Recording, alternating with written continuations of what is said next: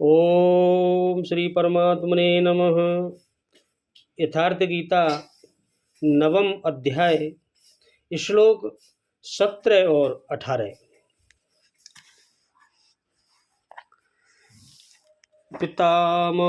पिताहमस्य जगत्तो माता धामा पितामह वेदं पवित्रमोहकारं ऋक्सामिरुरेव च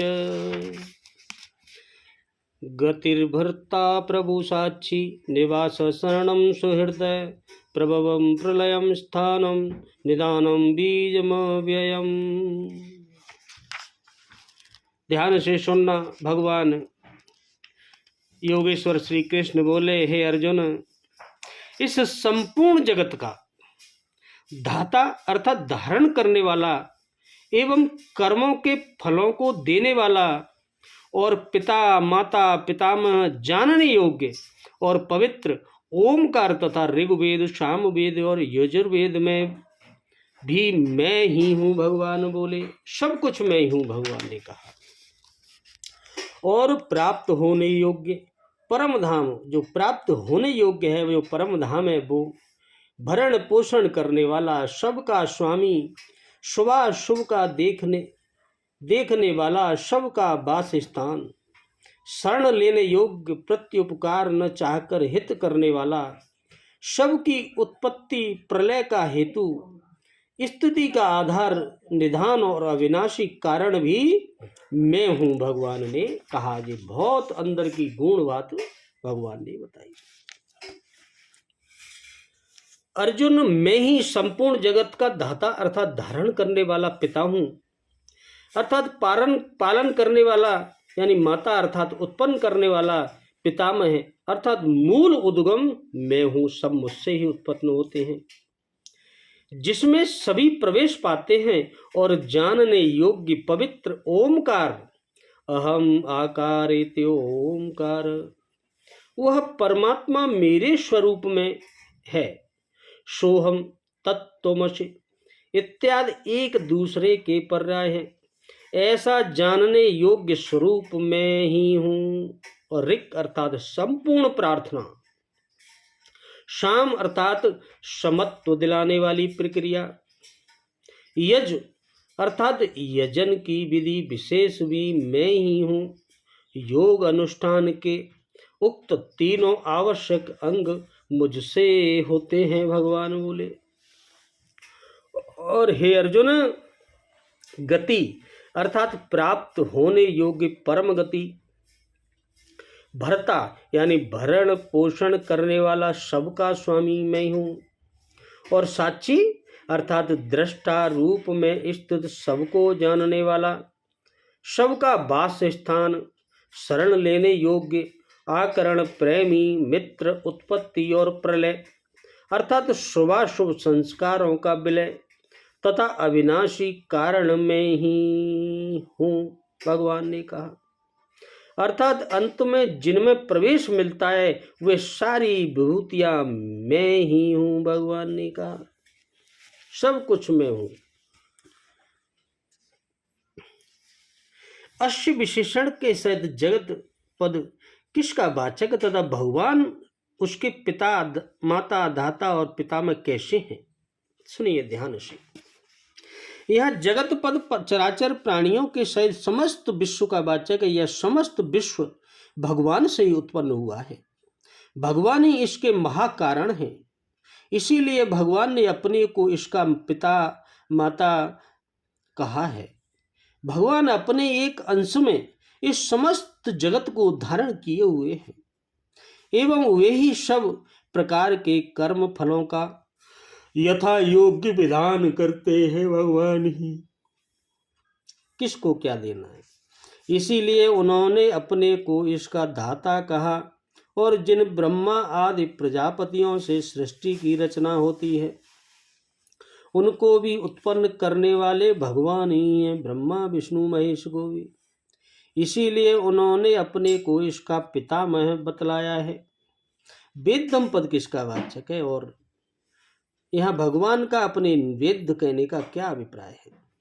यानी जानने योग्य वस्तु को वेद कहते हैं। समस्त वेदों के द्वारा जानने योग्य परम तत्व एकमात्र भगवान ही है। इसीलिए भगवान ने अपने को वेद कहा है। पवित्र शब्द का क्या अर्थ है और भगवान का अपने को पवित्र कहने का क्या भाव है? जो स्वयं विशुद्ध हो और सहज ही दूसरों के पापों का नाश करके उन्हें भी विशुद्ध बना दे, उसे पवित्र कहते हैं। भगवान परम पवित्र हैं और भगवान के दर्शन, उनका भाषण और उनका स्मरण से मनुष्य परम पवित्र हो जाता है। किससे पवित्र होता है मनुष्य? भगवान के कहे हुए को सुनना पढ़ना, उनके दर्शन करना मूर्ति रूप में।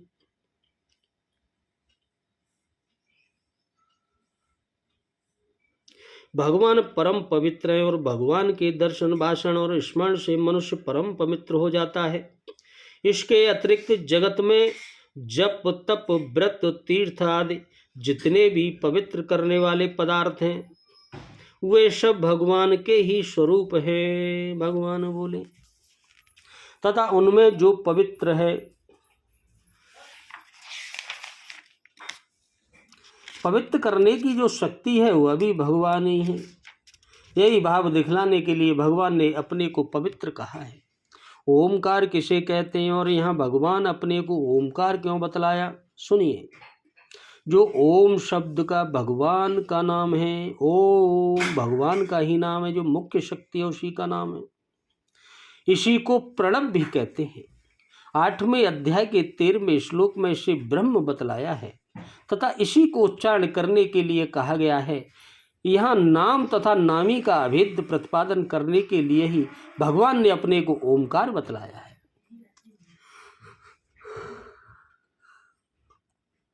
ऋग, साम और यजु, ये तीनों पद किनके लिए आए हैं और भगवान का इनको अपना स्वरूप बतलाने का क्या अभिप्राय है? ये तीनों पद तीनों वेदों के वाचक हैं। वेदों का प्राकट्य भगवान से हुआ है तथा सारे वेदों से भगवान का ज्ञान होता है पढ़ने से। इसलिए सब वेदों को भगवान ने अपना स्वरूप बतलाया है कि मैं स्वयं ही वेद हूँ। यहाँ च और एवं के प्रयोग का क्या भाव? च अव्यय से इस श्लोक में वर्णित समस्त पदार्थों का समाहार किया गया है। एवं से भगवान के सिवा अन्य वस्तु मात्र की सत्ता का निराकरण किया गया है। अभिप्राय यह है कि इस श्लोक में वर्णित सभी पदार्थ भगवान के ही स्वरूप हैं, उनसे भिन्न कोई भी वस्तु नहीं है। भगवान बोले। और गति पद का क्या अभिप्राय है? प्राप्त करने की वस्तु का नाम गति है। प्रलय काल में संपूर्ण भूत सूक्ष्म रूप से जिसमें लय होते हैं उसका नाम निधान है। सबसे बढ़कर प्राप्त करने की वस्तु एकमात्र भगवान ही है। इसीलिए उन्होंने अपने को गति कहा है। परागति, परमागति, अविनाशी पद आदि नाम भी इसी के हैं। भर्ता पद का क्या भाव है? पालन पोषण करने वाले को भर्ता कहते हैं। संपूर्ण जगत का रक्षण और पालन करने वाले भगवान ही हैं। इसीलिए उन्होंने अपने को भर्ता कहा है। प्रभु पद का क्या अभिप्राय है? शासन करने वाले स्वामी प्रभु कहलाता है। भगवान ही सबके एकमात्र परम प्रभु हैं। ये ईश्वरों के महान ईश्वर, देवताओं के परम देवता, पतियों के परम पति, समस्त भुवनों के स्वामी और परम पूज्य परम देव हैं तथा सूर्य, अग्नि, इंद्र, वायु और मृत्यु आदि सब इन्हीं के भय से अपनी अपनी मर्यादा में स्थित हैं। इसीलिए भगवान ने अपने को प्रभु कहा है। साक्षी पद का क्या अभिप्राय? भगवान समस्त लोगों को, सब जीवों को और उनके शुभाशुभ समस्त कर्मों को जानने और देखने वाले हैं। भूत, वर्तमान और भविष्य में कहीं भी किसी भी प्रकार का ऐसा कोई भी कर्म नहीं है जिसे भगवान न देखते हों। उनके जैसा सर्वज्ञ अन्य कोई भी नहीं है। वे सर्वज्ञाता की सीमा है। इसीलिए उन्होंने अपने को साक्षी कहा है। निवास पद का क्या अर्थ? रहने के स्थान का नाम निवास है। उठते बैठते सोते जागते चलते फिरते जन्मते और मरते समस्त जीव सदा सर्वदा और सर्वथा केवल भगवान में ही निवास करते हैं। इसीलिए भगवान ने अपने को निवास स्थान कहा है। शरणम पद का क्या अभिप्राय है? जिसकी शरण ली जाए उसे शरणम कहते हैं। भगवान के समान शरणागत वत्सल प्रणत पाल और शरणागत के दुखों का नाश करने वाला अन्य कोई भी नहीं है। वाल्मीकि रामायण में कहा है, क्या कहा है? सकृदेव प्रपन्नाद सभा स्मित च याचते अवयम सर्वभूतेभ्यो ददाम्येत व्रतम मम। अर्थात एक बार भी मैं तेरा हूं, यूं कहकर भगवान मैं तेरा हूं ऐसे बोलकर मेरी शरण में आए हुए और मुझसे अभय चाहने वाले को मैं सभी भूतों से अभय कर देता हूं। यह मेरा व्रत है। इसीलिए भगवान ने अपने को शरण कहा है। शक्रदेव प्रपन्नाय तवा स्मित च याचते अवयम सर्वभूतेभ्यो तदाम्य तद व्रतम शम। सुहृदय पद का अभिप्राय क्या है?